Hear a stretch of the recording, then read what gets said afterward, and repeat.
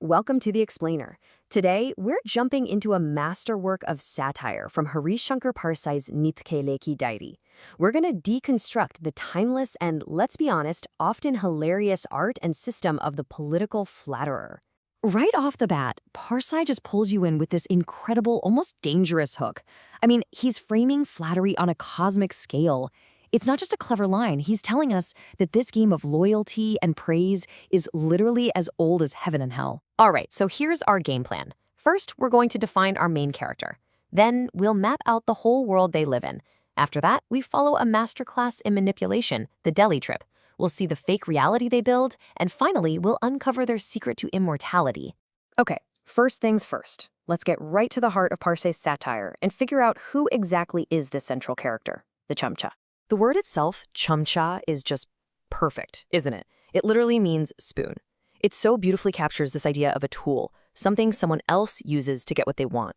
For Parsai, this is the political operator whose whole identity is just about being close to power. And Parsai makes it super clear that this isn't some new thing. You know, history is absolutely full of these figures.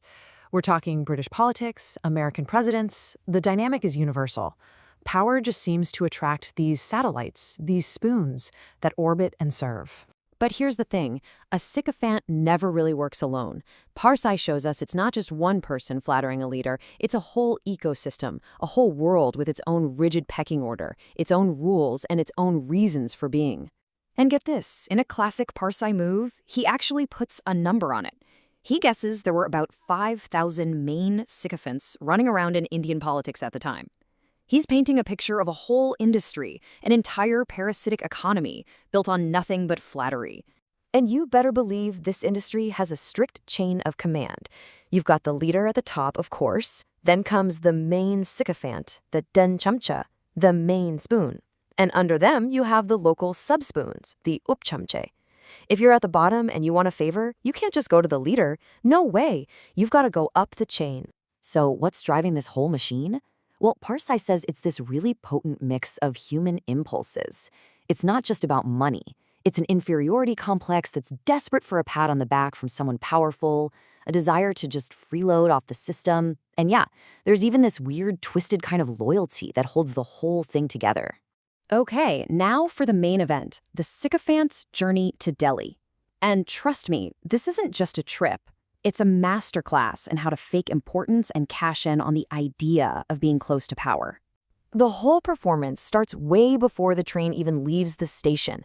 First, the sycophant makes a big show of it. The leader has summoned me. That immediately makes them look important, right? So then all the local people come running to them with requests, which of course our sycophant expertly uses to get them to pay for the trip. It's brilliant. And this line right here, this is just chef's kiss. It shows you the hustle in action. The sycophant complains about how much taxis cost in the big city, but it's not a real complaint, you see. It's a signal, it's a hint to all the people who need favors that they need to cough up the taxi money. It's a total grift disguised as important work.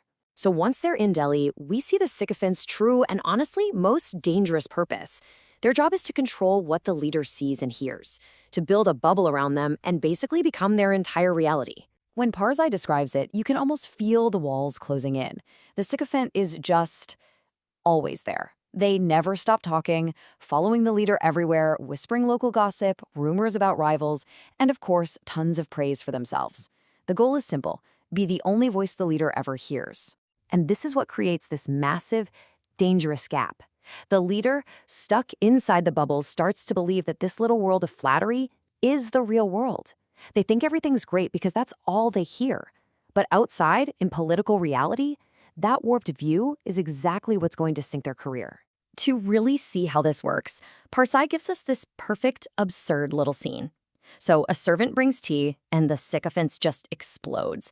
They start yelling at the servant for not knowing the leader only drinks strong tea.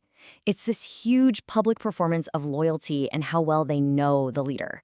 But here's the punchline. The leader doesn't even like strong tea. He tries to say, no, really, it's fine, but the sycophant just steamrolls right over him. And it's not about the tea.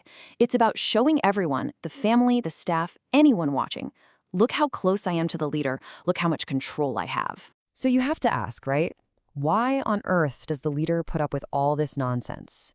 Parasai points out that it takes a ton of patience. The leader is a willing, even if they're tired of it, a willing participant. They put up with the absurdity because that sycophant is a key part of the whole system that keeps them in power. So where does all this lead? This brings us to Parsai's final and honestly pretty cynical takeaway. After all this drama and maneuvering, does the system ever actually break? Well, eventually, the bubble has to pop. The leader, who's been totally isolated and fed nothing but bad information and flattery, makes a fatal mistake. Their political boat, weighed down by this fake reality, just sinks. It's over for them. But the sycophant? Oh, they're a survivor. They're an excellent swimmer. As the leader's ship goes down, they just abandon it, swim for shore, and find the next up-and-coming leader to latch onto. See, their loyalty was never to the person. It was only ever to the power. And this is it. This is Parsai's killer insight. Leaders come and go. They rise, they fall. It's the nature of things. But the sycophant, the chamcha, they are immortal.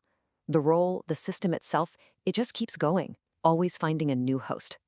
And so Parsai leaves us with this question that just hangs in the air, and it feels just as important today as it was when he wrote it. Is this endless cycle of leaders falling while the flatterers survive? Is it just an unbreakable feature of power itself? And what does it say about us that we keep letting it happen?